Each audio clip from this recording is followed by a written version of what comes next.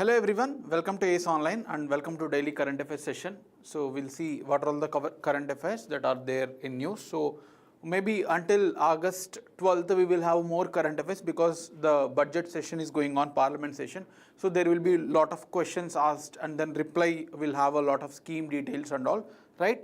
So one or two articles are yet to be covered. So we will take up this in the tomorrow as well, right? So these are all the articles we are going to cover. It will take a little bit more time because there's a lot of conceptual element, right? So budget was put forward by the finance minister today. We are not discussing the details of the budget, but we will be discussing the basic details related to the budget, background as well as the important terminologies that you need to understand from the budget. So tomorrow or day after tomorrow we'll have a detailed discussion on the budget, right? So this is a part of economy. We will see the basics of it. Then there is a Kanwar Yatra controversy. We will discuss what actually this is a Yatra and what is the controversy surrounding it. So this is part of Indian culture.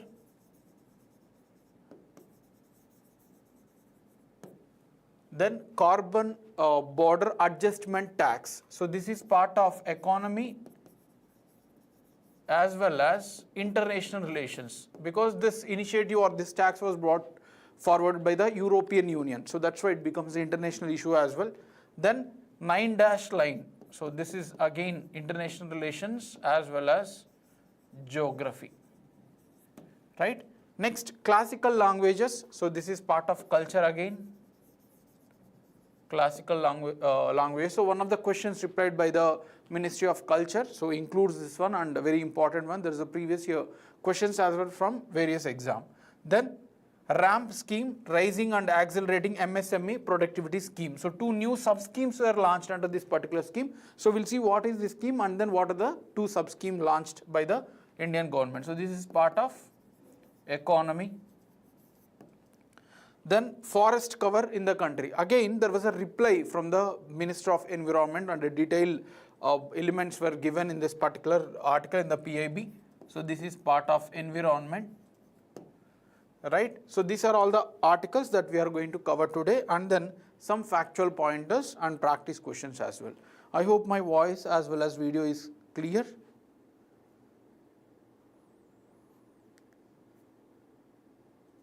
Very good evening to one and all. Welcome to the session. So we will have a discussion. We will start the discussion with the first article.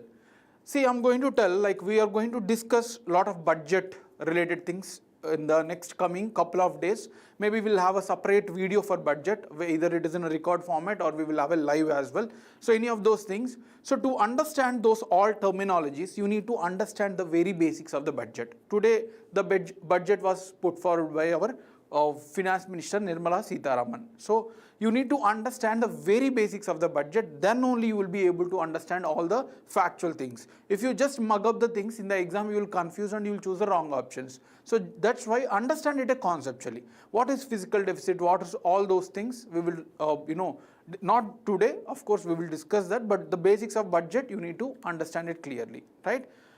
So the context is very simple. The full-time budget, earlier the partial budget like interim budget was presented in the February. As this is the election year, the government did not present the full budget because there is a chance of changing the government and all because of elections.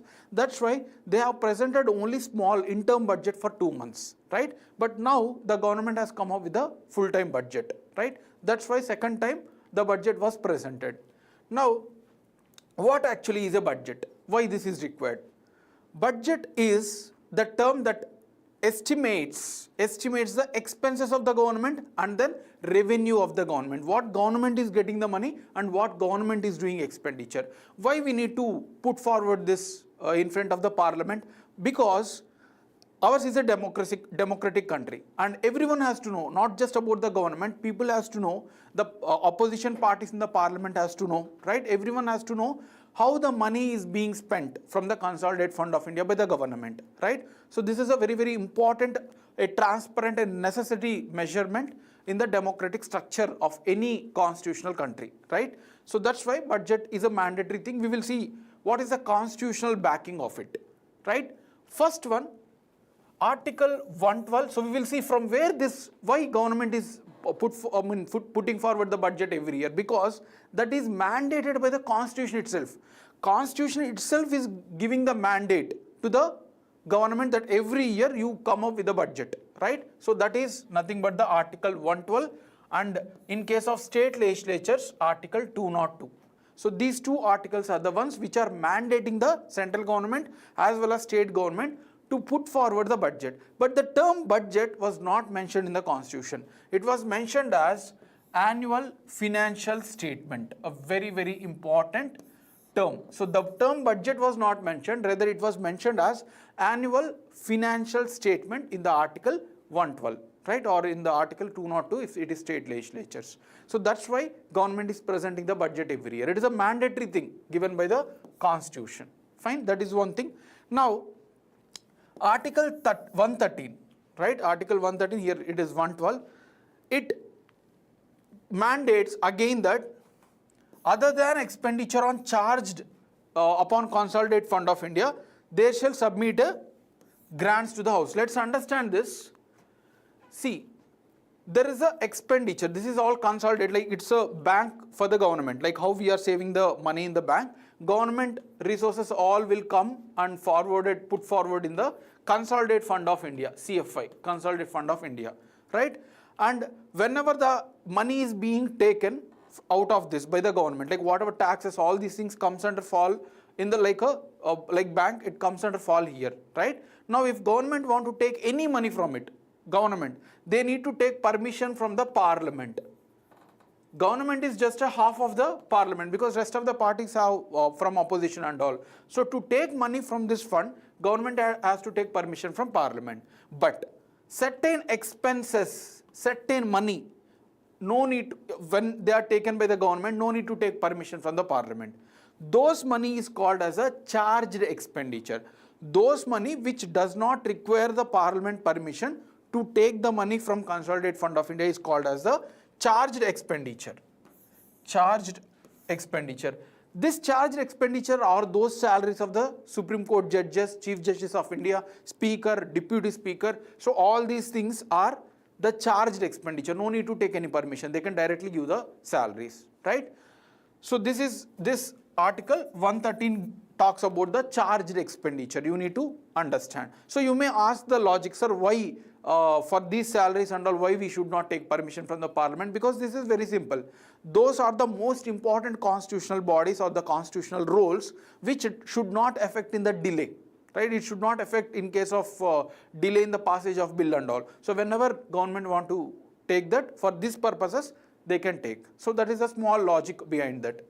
Now, Article 114, the next article after 113 says that other than the charged expenditure, fine, you are taking the charged expenditure without permission, but other than that, if any of the expenses, you need to introduce a bill to appropriate. Appropriate means allocate, distribute the money. Say for example, Ministry of Environment wants some funds. So mandatorily they have to introduce the bill.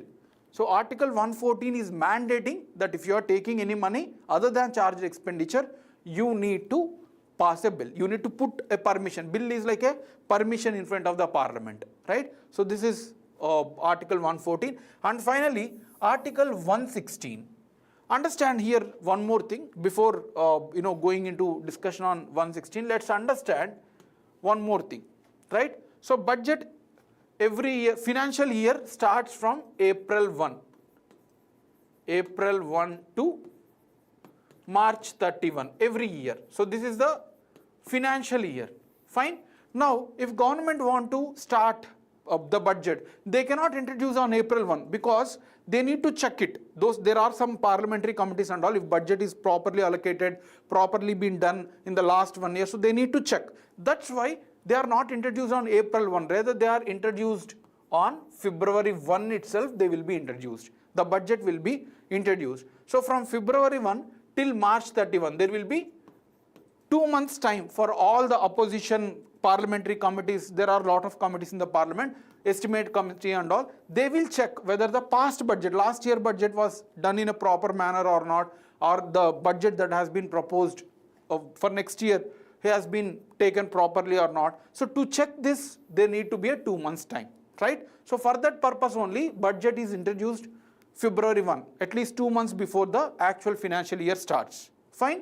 Now, in this time period, this from February 1 to March 31, in these 2 months also, they means here government requires some amount of money, right? So they need to give salaries, they need to do some expenditure, they need to buy some whatever like Manrega schemes, so that and all. So these 2 months, they required a temporary some amount of money, because whatever the money that has been already allocated last year may be present or may not be sufficient also. Government may take the debt also. That's why it is for these 2 months government will take permission, that is called as vote on account. This is a temporary permission for the taking temporary money for 2 months. So that is being given by the Article 116, right? So it is called as a vote on account for a short term period.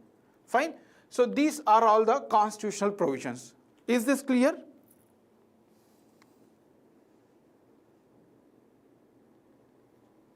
Okay, I hope this is clear now. Is this clear about the constitutional mandate? We have seen what is budget and what is the constitutional provisions. If this is clear, then we will move to the next discussion. I hope this is clear. Please do respond.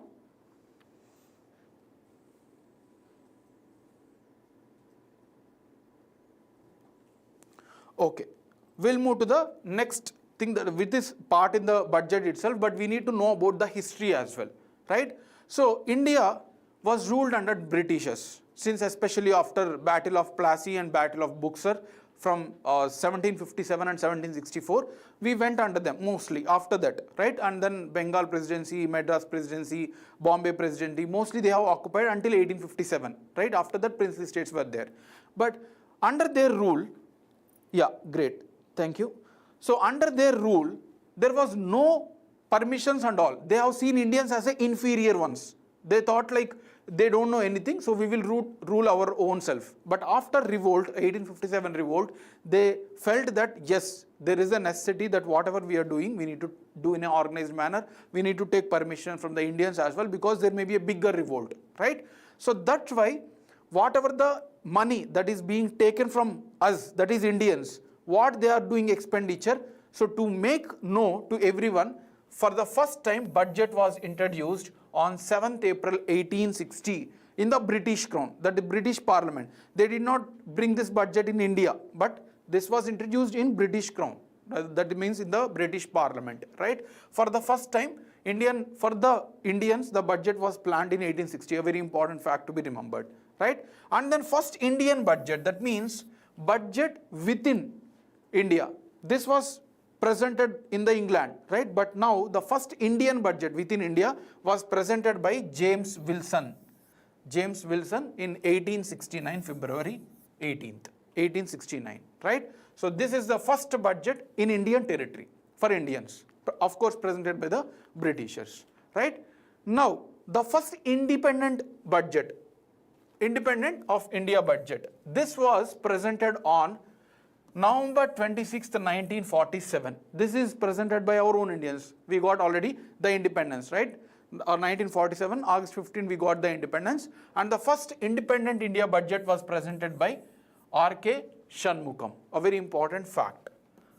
R.K. Shanmugam Chetty was the one who presented the first independent Indian budget, right? Next one, first budget of Republic of India. So independent of India, independence came on August 15, 1947. But the constitution came into the picture from 1950 January 26th, right? So that was the day when India became a republic. For that first republican budget was presented in 1950 by John Mathai. So I am discussing about the evaluation of the budget. You need to know about the background history also. We are coming from the very beginning of the budget and then we are seeing the present things, right? And then Dwarkanath Deshmukh has presented the first, he is also the first governor of RBI. He himself is a finance minister also. He was the one presented the interim budget for the first time. Interim budget means the election year. We have the first elections in India in 1951-52. So that's why they did not presented the full budget, rather they presented the interim budget only, temporary budget only, right? So this was presented for the first time by Dwarkanath Deshmukh, who is a RBI governor as well as the finance minister of that time. Fine. Now, one more important fact, Morarji Desai, our former Prime Minister as well, he is the one who presented the budget most of the times. That is, 10 times he acted as a finance minister and he presented the most of the times, right? So this is the background of the budget. I hope this is clear. Now, moving to the case of railway budget, like if you are a little bit aware about the budgets, till 2017 there was a separate railway budget, but now there is no separate railway budget. It is a combined budget, right? Now let's also look into this. In 1921, Britishers felt that there should be a separate budget for railways because railways has got lot of growth and it became very important for the British Indian economy, right? Transferring of goods and lot of expenditure was done on railways. Most of the 30-40% of the budget went for the railways itself. That's why a committee under William Mitchell Awkworth was appointed to look into this, whether we required a separate budget or not. And it has recommended a separate railway budget. So it has recommended that railway budget has lot of money. So that's why we need to have a separate railway budget from out of the budget, right? So this is called as the Awkworth report, which recommended the separate budget for the railways, right? In 1924, the first separate railway budget was presented by then finance minister under the Britishers, right? So this is also important fact. But after over the years, more than 100, approximately 100 years, the government of India felt that there's a lot of politics going on. Some states are saying that we did not get any railway lines in the railway budget. So railway budget became a political weapon. Also, the money being allocated to the railways has become very less. The defense, the education, health, many other aspects came into the picture. So railways also become a very less amount of budget. That's why Bibek-Debroy committee has recommended that we should merge the railway budget. We should scrap the separate railway budget and let's take only one single budget. And from financial year 2017-18, there is only one budget. There is no railway budget, right? So this is about the background related to the railway budget. I hope this is clear.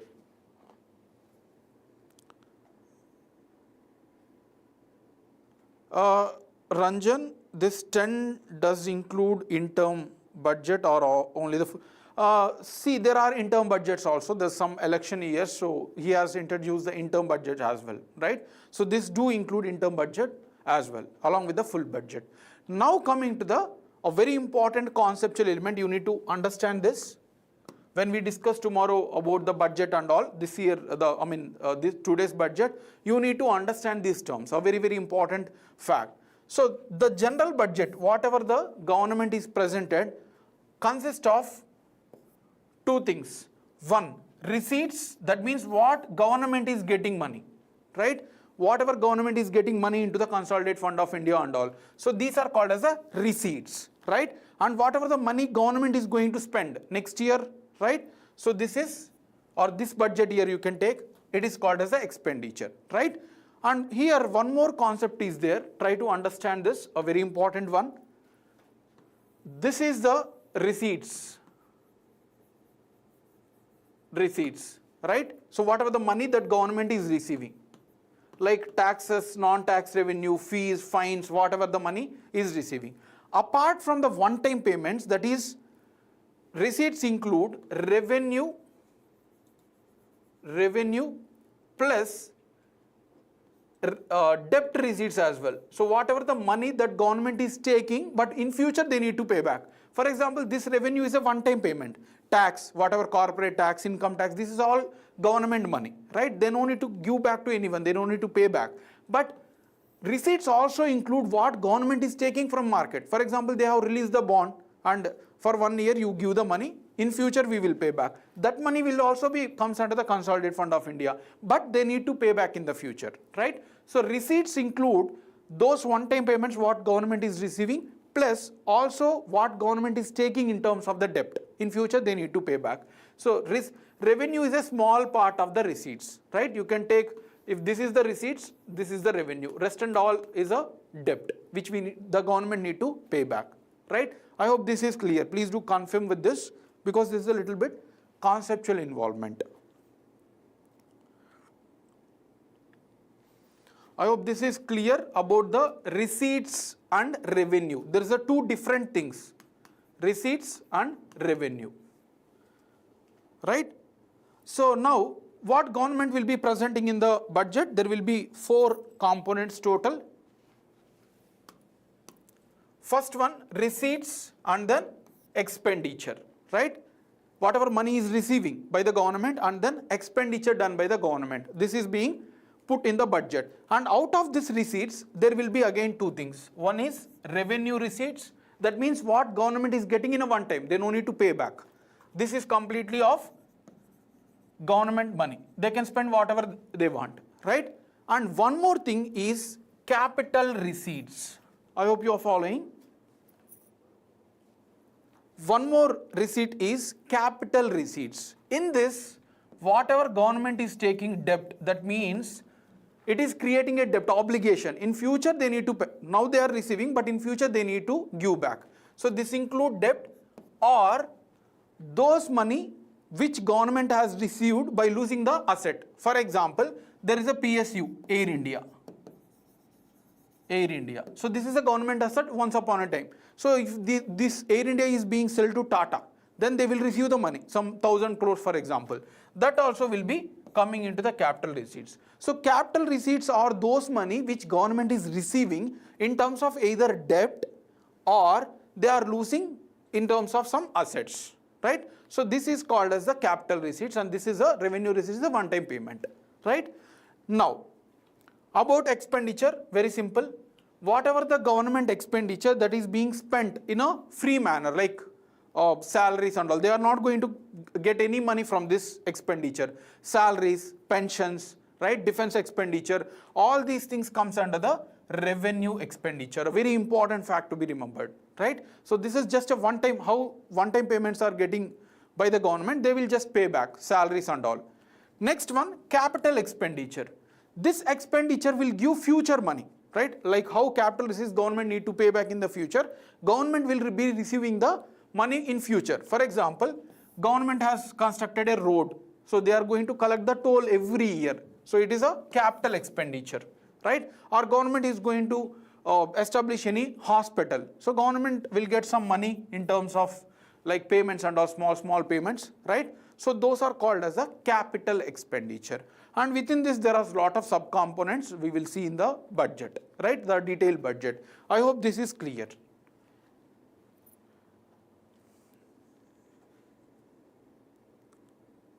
Please do respond so that I will know whether you understood the components of the budget. If you are clear with this, so tomorrow when we discuss the budget, is very easy for me to make you understand, right? Now one more thing we need to discuss, that is the budget sets what government put forward every year. Like within budget there are 3 financial years. Let's discuss those also. For example, now the budget is of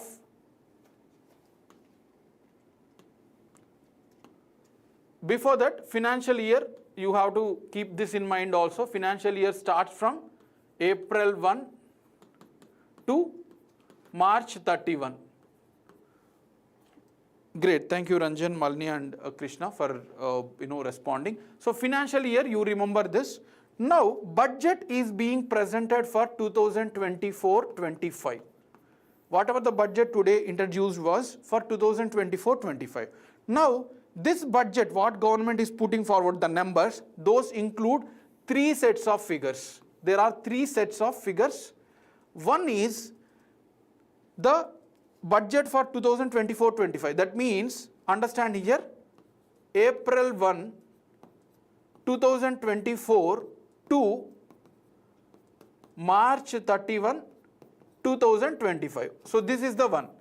This is the estimate for upcoming year, right? So this is a estimate for upcoming year. What we are going to spend, not yet spent by the government, but they are proposing that we are going to spend this much. So this is an estimate, future estimate, what government is going to spend.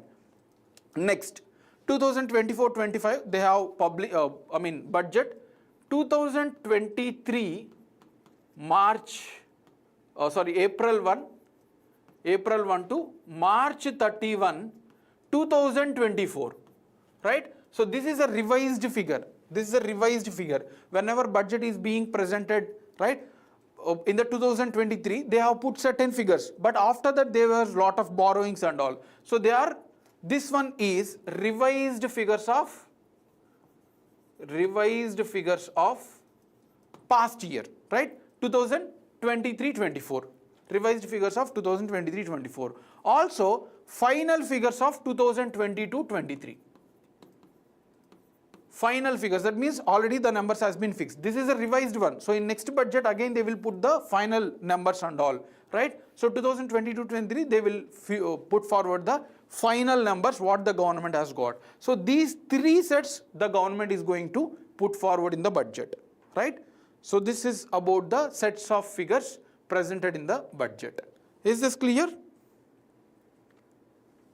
So three figures will be there, the numbers, all the like revenue expenditure, all these four things will be there for next year. I mean what we are going to do in this financial year, last year the revised figures than what we have estimated, and then final figures of the previous year 2022-23. So these three sets we are going to be presented, right?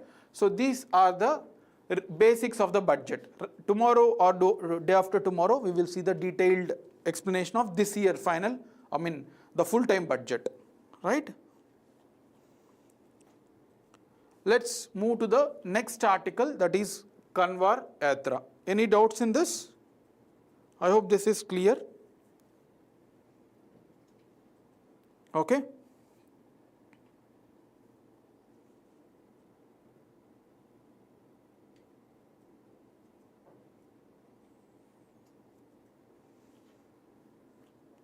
Okay, fine. We'll move to the next article, that is Kanwar Yatra. Kanwar Yatra Supreme Court stayed order on the stalls. Okay, great. So see, there is let's understand the controversy first. There is a Yatra, Kanwar Yatra, where the devotees move across the roads, they collect the water. Let's discuss finally about this Kanwar Yatra only we will discuss first, then we will come to the controversy, right? So Kanwar Yatra is a annual pilgrimage.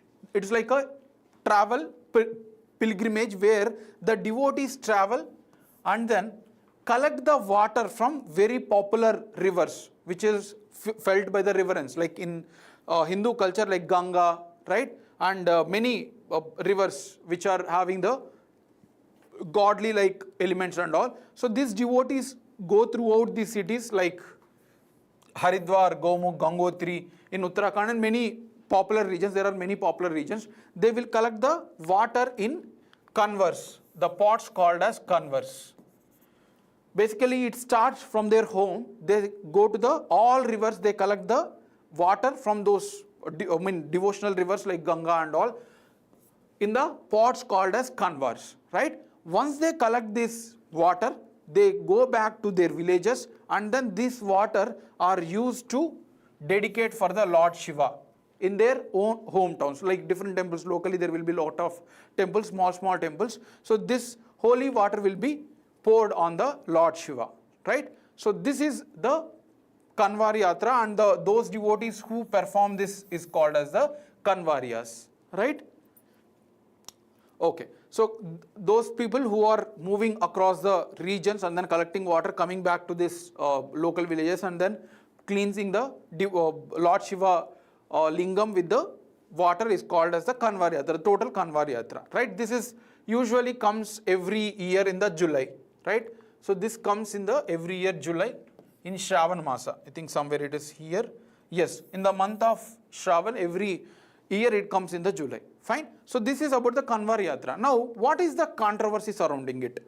As the devotees move from one place to other place, they require lot of food, lot of water and lot of other things as well, right? So recently, Uttar Pradesh and Uttarakhand government has put forward a rule or regulation that whoever are establishing the food stalls, they need to mention their name, right? And then personal details, names and identity details, like phone number, names and all. So this become a controversy because there will be a lot of caste things here, right? You know how important for the people in India that caste is, even though they does not have money also, they give importance to the caste, right? So this is unfortunate thing. So as the caste names, all those things will come and they may not eat that food, right, from that particular persons. So that will hamper their livelihood, fine. So because of that, it became a controversy and many people reached to the Supreme Court that the government rule is against this. My privacy will be,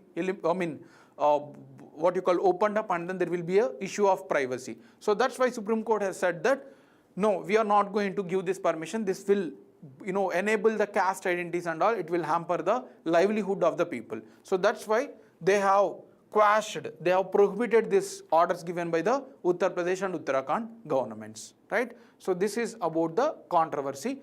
Now Supreme Court has said that you can only mention about the food type, like if it is a potato or it is a bread. So whatever the food item, you can just mention that. You don't need to mention. Even police cannot ask anyone to display their identities. So this is what the Supreme Court has said. So the question can be from coming from Kanwar Yatra and all, right? So this is how you need to know about this article as well.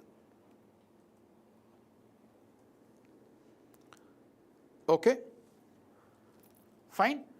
So this is about the Kanwar Yatra. So someone is suggesting me that N is silent. So thank you. I'm not very much aware about. So if it is Kanwar, yes, it's fine, right? You can take that as well.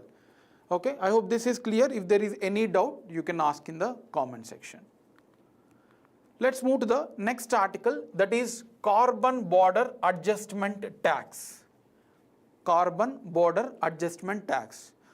Yesterday, there was an economic survey. So we have discussed very basics of the economic survey in the yesterday's session, but in the detailed thing, we will discuss in the coming days, because economic survey is a big document, like 400-500 pages. It required extensive reading and then compilation, what is required for our exam. So we will do that as well. So no need to worry, but it will take some time. We'll come up with that.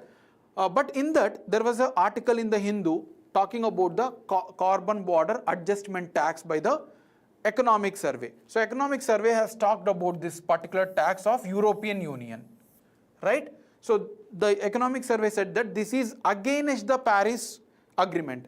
Paris Agreement was signed in 2015 under UNFCCC, right? So that the developed countries has to support the developing countries. We will see in detail what is the controversy and all. Before that, let's understand what actually is a carbon border adjustment tax, and then we will come back to the context. Now, this is India, this is, say for example, China, and this is the European Union countries. There are a number of countries in the European Union, right? Now, there is a lot of iron and steel and a lot of manufacturing. There's a lot of goods which are produced through environmental unfriendly nature, like using the carbon dioxide. There is a lot of carbon dioxide emissions in producing these goods. So whatever the goods that are included using the fossil fuels, right, whatever the goods that were produced using fossil fuels and all, will be levied by a tax by the European Union. Say for example, iron and steel, we have used a lot of methodologies, old methodologies, where there was an emission of CO2. So there will be a 10%, 15% of tax. Now the companies here in the European Union will not buy this. Rather they will buy from the other markets, because this become the expensive, right?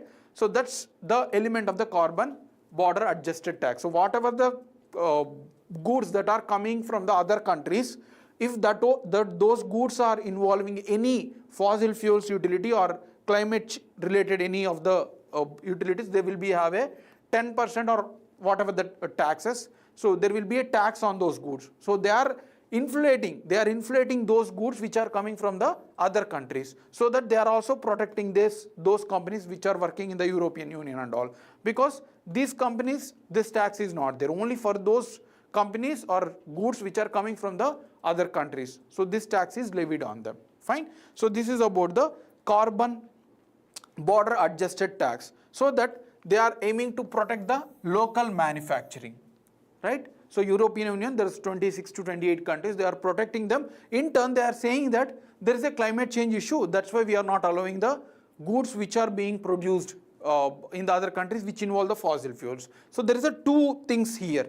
One is to protect their manufacturers, whatever within those countries. Second one is they are saying that about the climate change, that we are not allowing the goods that are promoting the climate crisis issues, right? So this is the objective of this, fine. Now this will be coming from January 1, 2026. So this is yet to come into the implementation. This will come into the implementation from 2026. So that's why the economic survey has said that this is against the principles of Paris Agreement. Paris Agreement treat different countries differently. For example, developed countries, they have taken lot of resources historically and then they have developed now. But many other countries like India and African countries, still they are developing.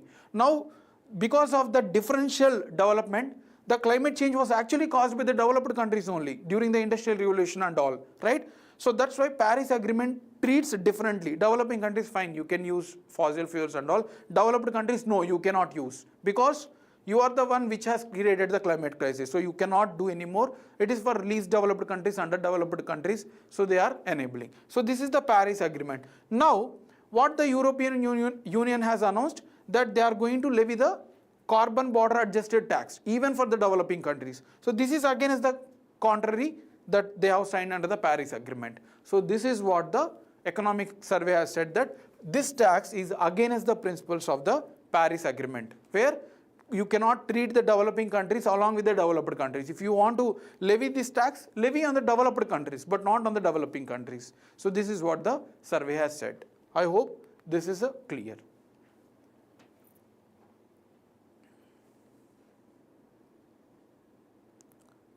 Any doubts in this? Okay, if you have any doubts, please do let me know. In case of any confusion with the tax structure and all, there is no tax structure, it is yet to come. Just understand the mechanism, what European Union is doing, right? Next article, again an important article, that is 9-line. Great, 9-line.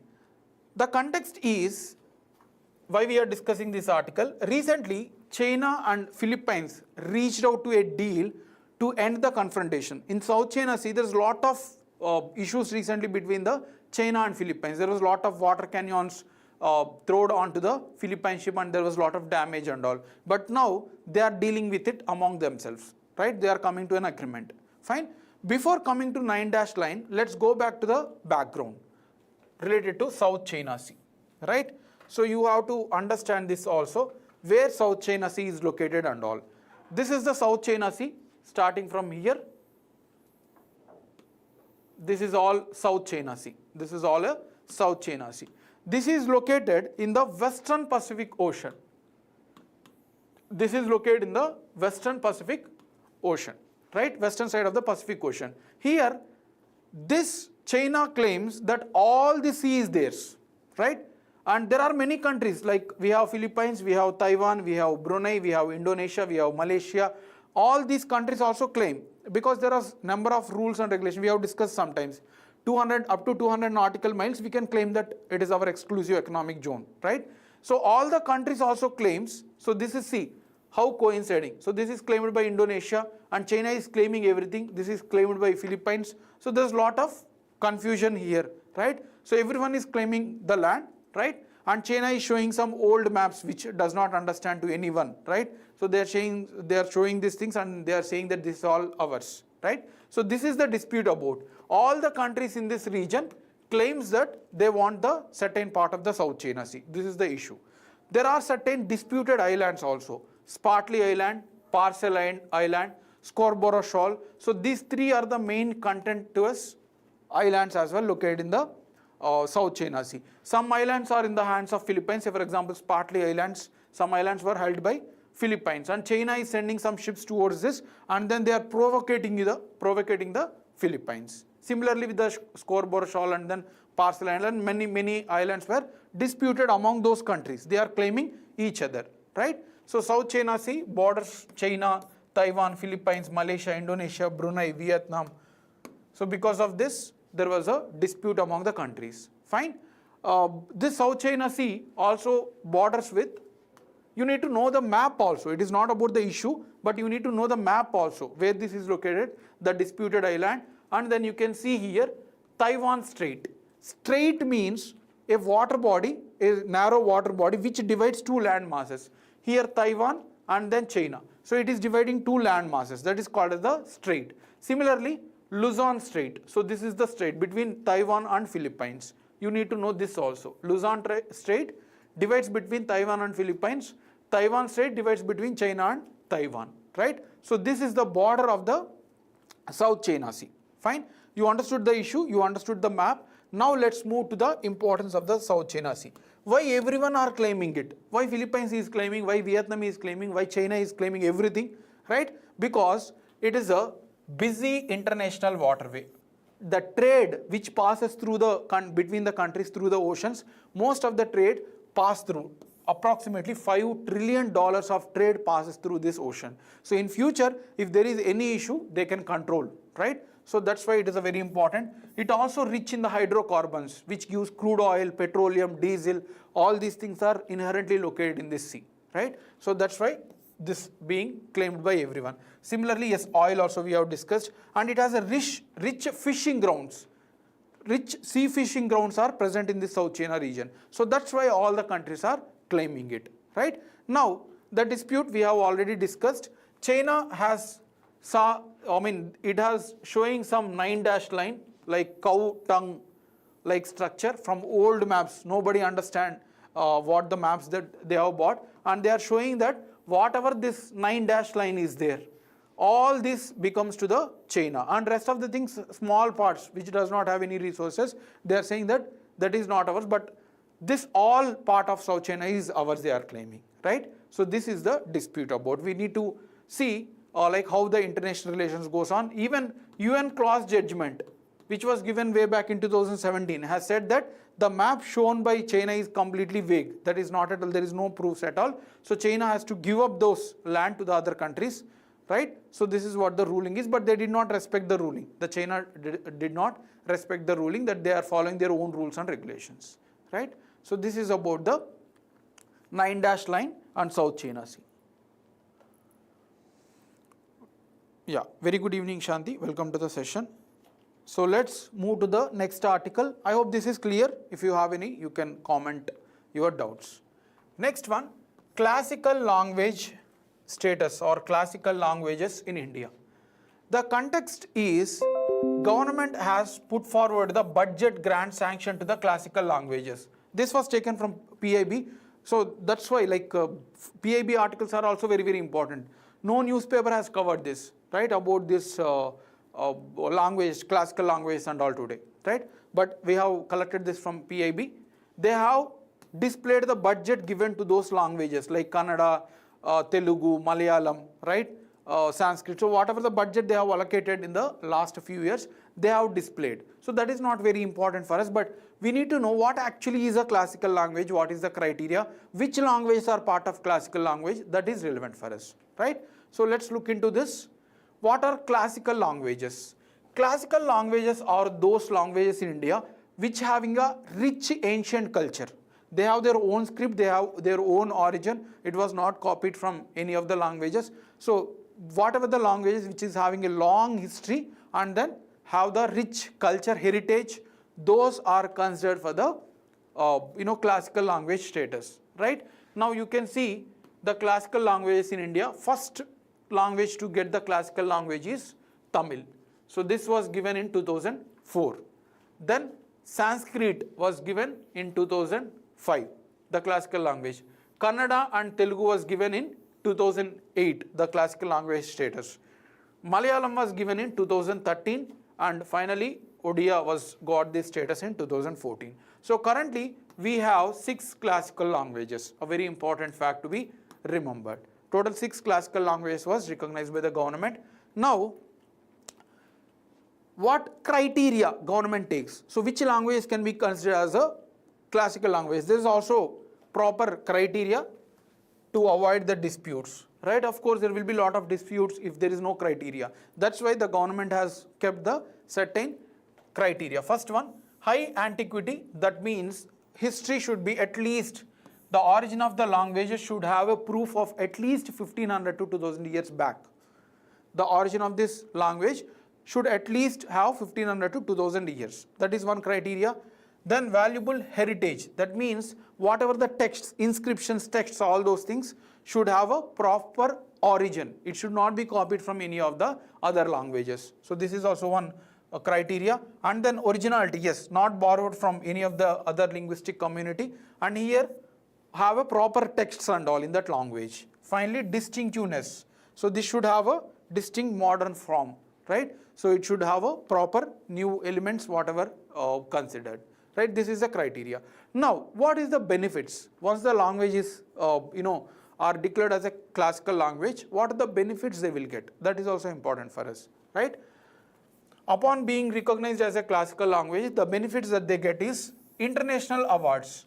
2 major international awards for eminent scholars was given by the government, right? So money will be there, recognition will be there. Next, Center of Excellence. An institution will be established, Center for Excellence of Telugu, Center for Excellence of Tamil. So they will establish a separate organization or institution which will promote the studies in that particular language. And also professional chairs. That means in all the universities there will be a person who will be promoting the language in that university, right? So these are all the benefits that they get.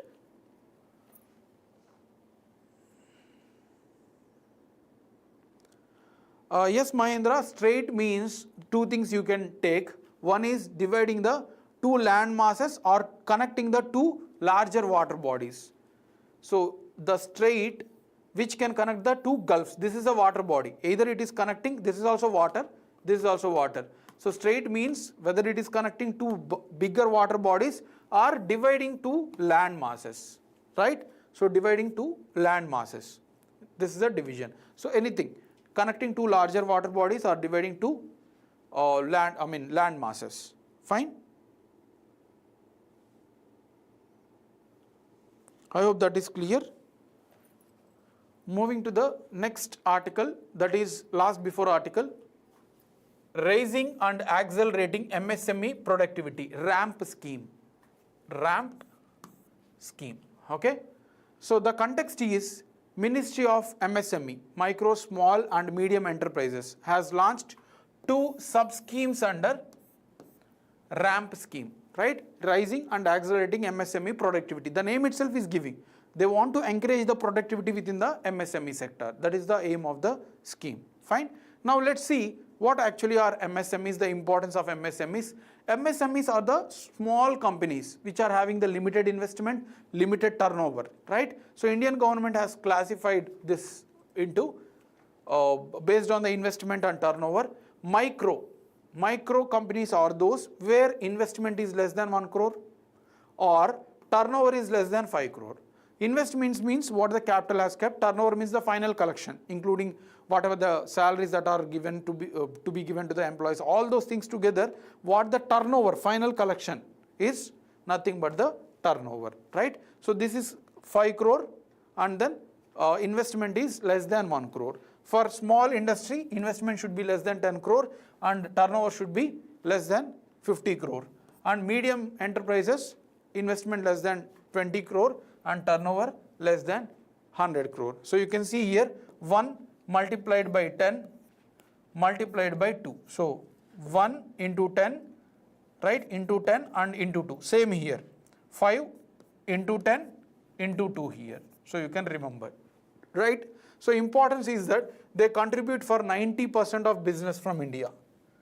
They contribute for 90% of business for India and 70% for the overall employment. Such a huge role they are playing it, right? And then the share in the GDP is approximately GDP stands at 29.1% and export share stands at 43.59%.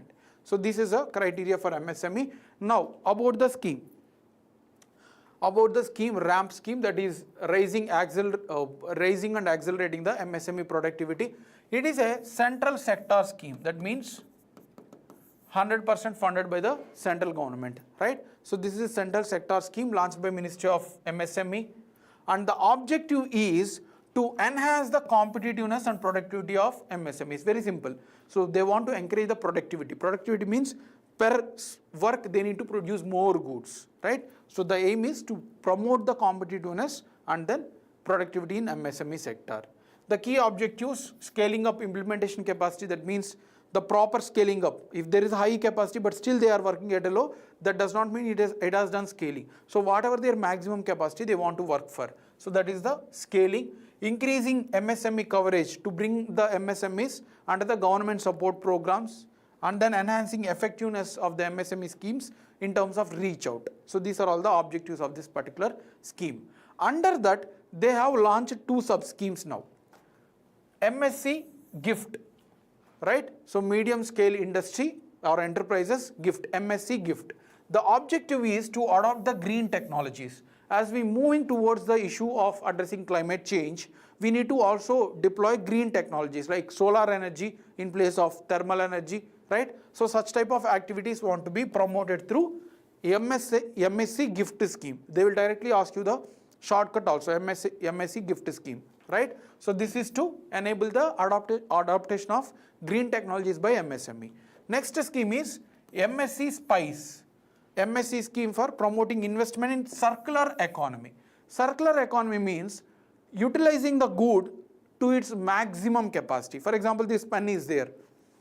Utilizing it for maximum until it goes. After that, dismantle it and produce the good from this material itself, right? So it's like a circular. We are producing the good, we are using it to maximum, and then we are dismantling it. Again, we are manufacturing with the same material. So we are using the same material without using the new material, so that we are saving the environmental effects, right? So that is called as the circular economy. MSc Spice promotes this circular economy, right? So this is about the scheme.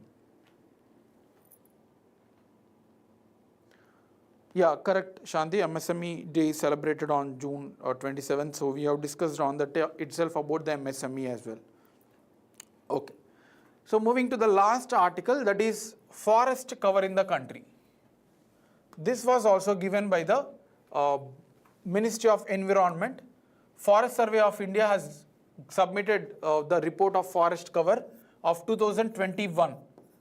So they are going to release the new report of new forest survey, Indian State of Forest report. Actually, for every 2 years they used to release, but last year because of various issues they did not release. So this year we are going to see the Indian State of Forest report, right? So this recently, whatever the data given by Indian State of Forest report, it was approximately 24% of forest area is there in India. This is what the report has published. But Global Forest Watch data, it is an international organization, it has said that we are having only 19% of forest area. So there is a controversy. That's why Ministry of Environment has given the explanation that this may be a difference between the definition of forest cover. Global Forest Watch may take different definition, but what we have estimated taken the different definition. That's why there may be a discrepancy, right? So this is what the context. Now let's see the Indian State of Forest report, certain important details related to forest given the Press Information Bureau, right? So it is a biennial survey, that means conducted for every 2 years, right? For every 2 years once. And the first report was released in 1987, very important fact. And this report is released by Ministry of Environment. Now you can see the 2021 forest report data. It's very, very important. The total forest cover, tree cover means, so understand this also,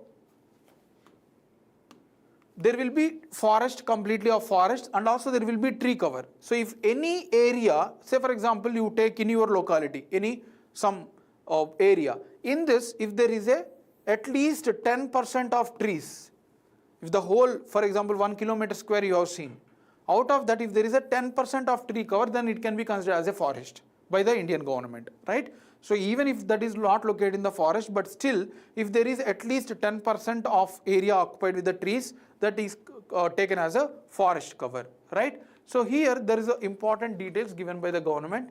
The total forest cover that was reported in 2021 is 8,09,537 square kilometers unit. A very important fact to be remembered.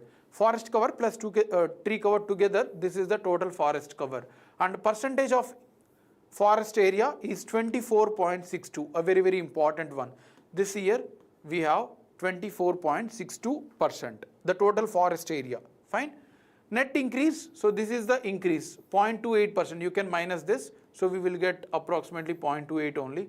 Fine. So this is the net increase that we have seen, and this is what the in terms of kilometer square what we have increased when we compare to the 2019. So this figure is important, this is important, this is important, this is important, right? Among the increased states, Andhra Pradesh has topped this. Andhra Pradesh has seen the highest gain percentage in terms of forest, followed by Telangana. In terms of lost, whatever the forest they have lost, Arunachal Pradesh has lost the most, followed by Manipur. So this 4 you have to remember, top 2 in terms of gain, in terms of loss, a very important fact. Now forest cover in major cities, this is also important. So we have seen Delhi has highest area in terms of the cities. Delhi has the highest forest area, a very, very important one, right? Then followed by Mumbai and Bengaluru. But highest increment was seen in Chennai. So Chennai is seen the highest decadal change. So all these facts are important. The same, this data was presented from this only, right? So whatever data we have discussed, the same thing was given in numbers. You can extract, you can download the PDF and you can go through it, right? Now, state-wise forest cover is also given by the Ministry of Environment. Madhya Pradesh has the highest forest area, followed by Arunachal Pradesh, right? So in terms of square kilometers, in terms of kilometer square, Madhya Pradesh has the highest forest cover, followed by Arunachal Pradesh. Whereas forest percentage with relate to its land, for example, this much land is there. Out of that, how much forest area is there? In terms of highest percentage, Mizoram has the highest, followed by Arunachal Pradesh and Meghalaya. So Mizoram 84.53% is of the total land is nothing but the forest itself, right? So these facts you can remember. I hope that is clear.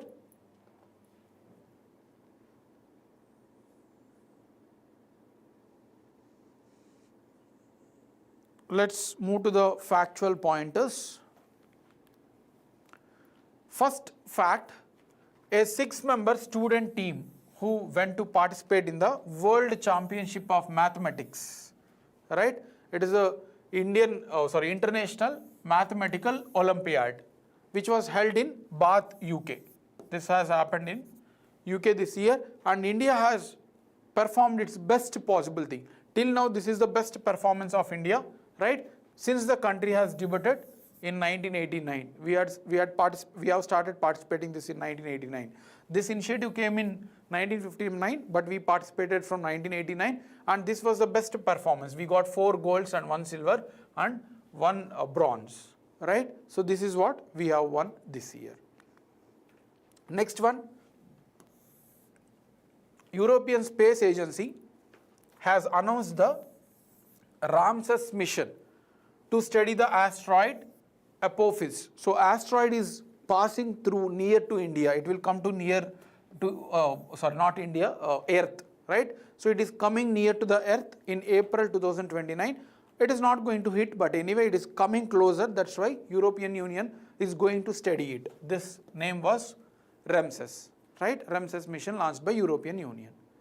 Last fact, 2 tennis legends, Leander Paes as well as Vijay Amritraj, became the first Asian man to part of prestigious International Tennis Hall of Fame, right? Like how we have a Hall of Fame for cricket, there is Hall of Fame for tennis as well. So these 2 persons has become the first Asians. Usually tennis popular game in the Europe region or in terms of North America continent, but so Asians for the first time has become part of this fame, right? So these are all the articles for today, including the factual pointers. Tomorrow we will see, if possible, we can discuss budget. If not, day after tomorrow, we will have a video on budget, right? So let's see practice questions.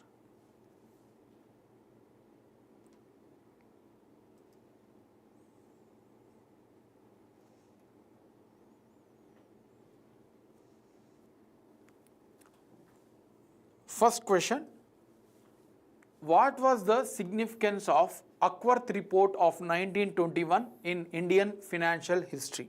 So this is a past question way back in 2016 or 17. There was a question in RRB JE. Okay, so there was a question on this particular one. It led to the introduction of railway budget. It recommended the discontinuance of separate railway budget. It resulted in separation of railway finances from general government finances, right? It was first Indian budget presented by James Wilson.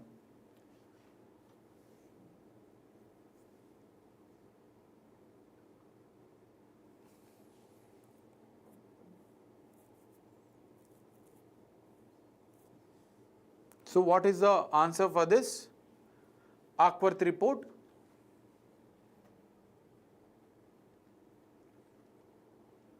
So you can eliminate this too. It is at least related to the railway. So D can be eliminated and not discontinuous. Actually, railway budget came into the picture. So this can be eliminated, right? You may be confused between A and C, many of you. So introduction of railway budget. No, this is not. Actually, railway budget was there previously, but only that it was separated from the actual budget, right? So this is to confuse you to introduce a railway budget. There was already a railway budget which is part of the main budget, but actual separation was done in 1924. So answer is C.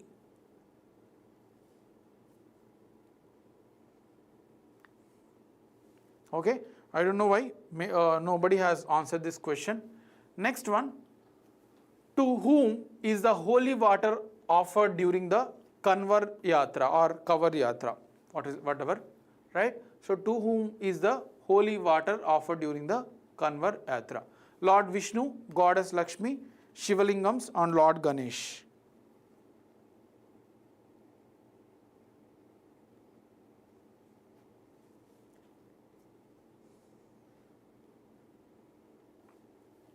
So answer is very direct. We have seen this. It is for Lord Shiva, right?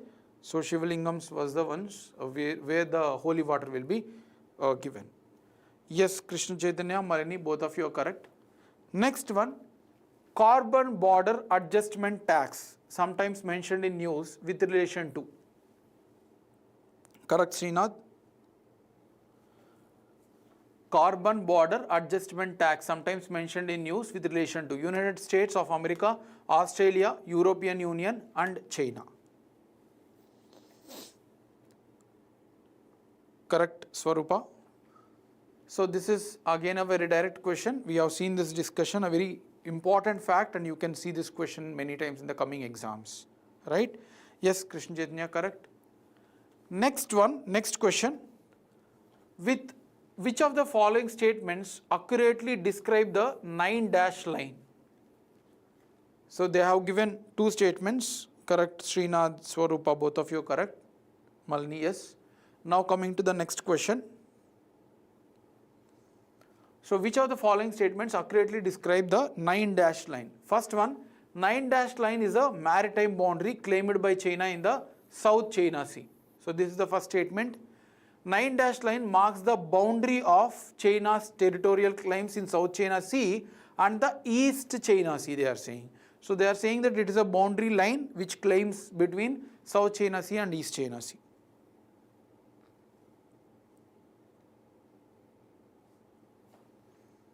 First statement is correct, right? So China, whatever it claims in the South China Sea, right? So this is the first statement is correct. So first should be there, one mandatory should be there. Second one, it is a boundary line claimed by South China Sea which borders with the East China Sea. This is wrong. It does not border with any East China Sea. It is just within South China Sea, whatever they claims. East China Sea is located between the Japan and China. So this is a wrong statement. So yes, answer is A. Correct, Malini, Srinath, very good. This is asked in the UPSC Civil Services 2014, previous year question of UPSC Civil Services. So they have given, consider the following languages, Gujarati, Kannada, Telugu. Which of the above have been declared as a classical languages by the government?